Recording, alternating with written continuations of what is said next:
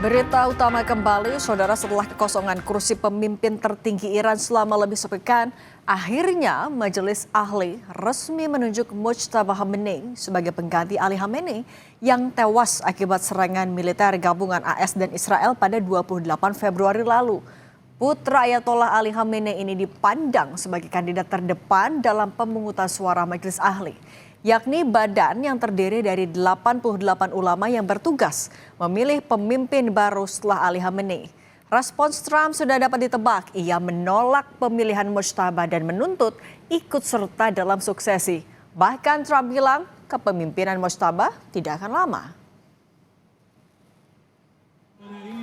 Sontak, keputusan ini mendapatkan sambutan luar biasa dari bangsa Iran dan seluruh institusi negara untuk memperkuat persatuan.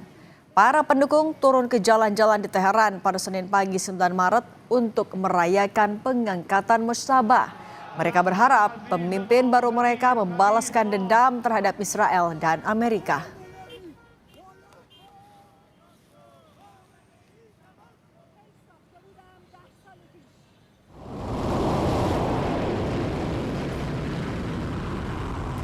Seiring terpilihnya pemimpin tertinggi Iran, Mojtaba Khamenei, Iran terus melancarkan serangannya ke Israel.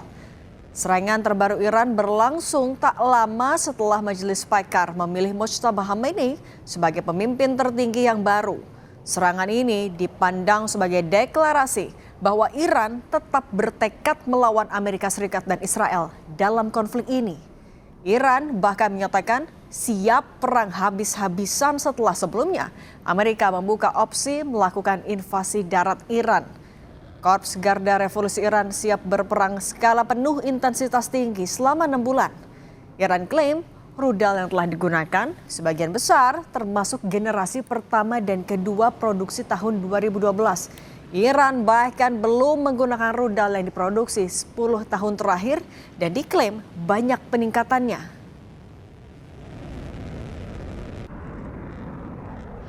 تسلیحات هم در راهبرد هم در تاکتیک ابتکار عمل ذراتخانه موشک‌های سنگین بالستیک کروز انواع پهباد و شناورهای تهاجمی متناسب با یک جنگ گسترده یک جنگ تمام عیار یک جنگ طولانی تامین شده. Sebelum Mojtaba terpilih, Presiden Amerika Serikat Donald Trump menegaskan tidak takut dengan siapapun pemimpin yang terpilih di Iran. Trump pastikan pemimpin baru Iran tidak akan bertahan lama tanpa persetujuan Amerika Serikat. Trump juga secara terang-terangan menegaskan kekecewaannya soal pemimpin baru Iran, Mojtaba Khamenei. Menurutnya, masalah di Iran bakal tetap sama seperti era Ali Khamenei. And I'm once again calling on all members of the Iranian Revolutionary Guard, the military and the police to lay down their arms. They're only going to be killed. And now is the time to stand up for the Iranian people and help take back your country. The United States will ensure that whoever leads the country next, Iran will not threaten America or its neighbors, Israel, anybody.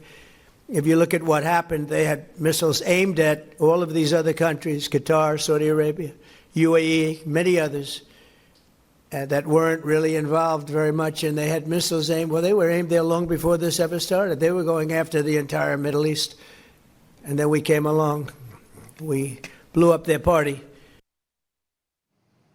Dentuman rudal dan sirine peringatan masih memecah malam di sejumlah kawasan Teluk. Iran terus melancarkan serangan ke sejumlah target yang berkaitan dengan Amerika Serikat, Israel, dan sekutunya. Pangkalan militer hingga fasilitas strategis menjadi sasaran dan memaksa negara-negara sekutu pemesan meningkatkan kewaspadaannya. Perang antara Amerika Serikat Israel melawan Iran tidak hanya membidik wilayah berkonflik. Lebih dari itu, beberapa negara di sekitarnya juga kena getahnya. Mulai dari Oman, Bahrain hingga Kuwait turut menjadi target penyerangan. Rudal juga menyasar negara-negara Teluk yang memiliki basis pangkalan militer milik AS dan menimbulkan kekhawatiran.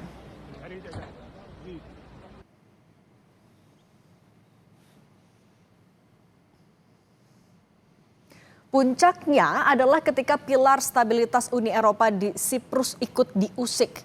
Iran dilaporkan menembakkan 2 rudal ke pangkalan Inggris di Siprus. Hal itu memicu ketegangan negara-negara Uni Eropa. Mau tak mau, Inggris dan Prancis pun turun tangan mengerahkan kapal induk mereka ke Laut Mediterania. Kedua negara itu mengklaim pengerahan militer semata-mata untuk pertahanan. Presiden Prancis Emmanuel Macron mengerahkan kapal induk andalan Prancis dari Atlantik Utara menuju Mediterania Timur. Kapal induk Charles de Gaulle menjadi satu-satunya kapal induk bertenaga nuklir di luar Amerika Serikat yang mampu menjalankan misi tempur jarak jauh secara mandiri. Kapal berbobot 38.000 ton ini mampu menampung 40 jet tempur Rafale M, pesawat radar E-2C Hawkeye dan sejumlah helikopter, serta Dauphin, Caracal, dan HN-90.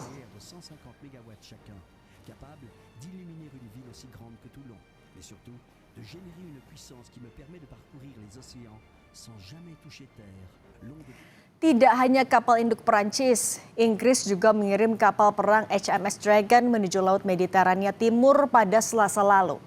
Langkah ini diambil setelah pangkalan udara Inggris di Siprus diserang oleh drone pasca serangan yang dilancarkan Amerika Serikat dan Israel terhadap Iran.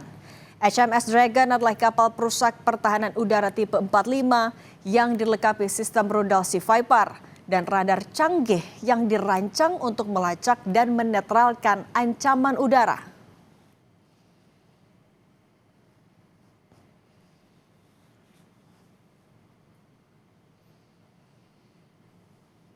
Secara taktik, AS berhasil melancarkan serangannya ke target-target tujuan penyerangan.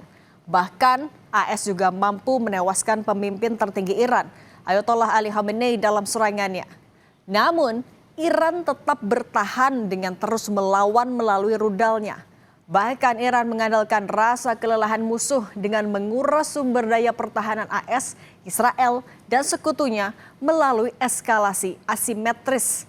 Iran pun kini melancarkan perang asimetris dengan menyerang infrastruktur ekonomi, membuat AS kebingungan dan mengancam stabilitas perdagangan global.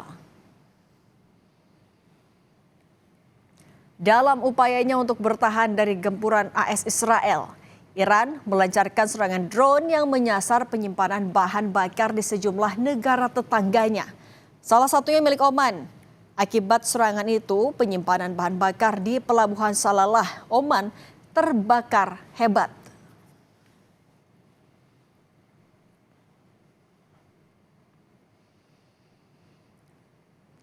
Tak hanya di Oman, Iran juga menyerang tangki penyimpanan bahan bakar Bahrain. Kementerian Dalam Negeri Bahrain merilis video kebakaran besar yang terjadi di tangki penyimpanan bahan bakar menyusul serangan Iran di kawasan Manama. Bahrain pada hari Rabu mengatakan bahwa militernya telah mencegat lebih dari 170 drone dan lebih dari 100 rudal sejak Iran mulai menargetkan negara-negara di kawasan itu. Usai serangan AS dan Israel terhadap Teheran.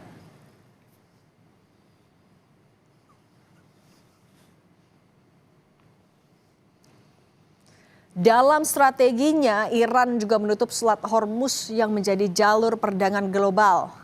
Iran tak memperbolehkan kapal-kapal tanker pembawa minyak dan pupuk melintas. Penutupan ini menyebabkan kapal-kapal tanker tertahan dan antre di sekitar Selat Hormuz dan mengganggu pasokan minyak dunia. Taktis asimetris Iran ini berhasil karena banyak negara kalang kabut dengan mengguncang ekonomi yang ditimbulkan Iran. Kondisi ini tak diperkirakan Amerika Serikat sebelumnya.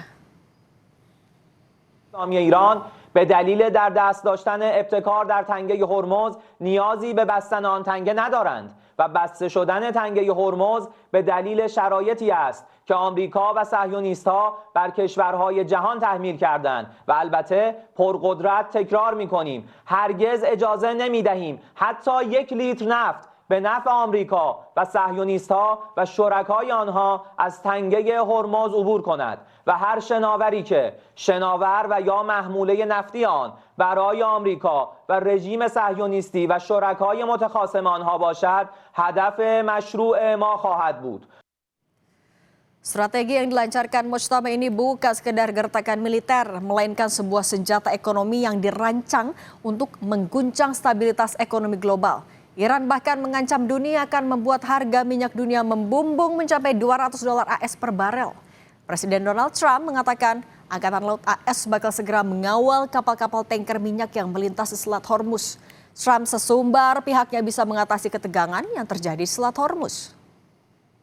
Navy is gone, their Air Force is gone, most of their military is gone, their big threat is gone in every way. They have no radar, they have no anti-aircraft. Mr. President, when will the Navy start escorting tankers through the Straits of Hormuz? Hingga kini konflik Iran dan Amerika Serikat yang didukung Israel masih berlangsung dan tak kunjung mereda. Di luar prediksi Amerika Serikat, serangan besar-besaran Washington tidak membuat pemerintah Teheran tumbang. Apapun alasan Amerika dan Israel, Iran memutuskan untuk tetap melawan habis-habisan. Pertanyaannya kini, siapa yang akan jadi penentu berakhirnya perang?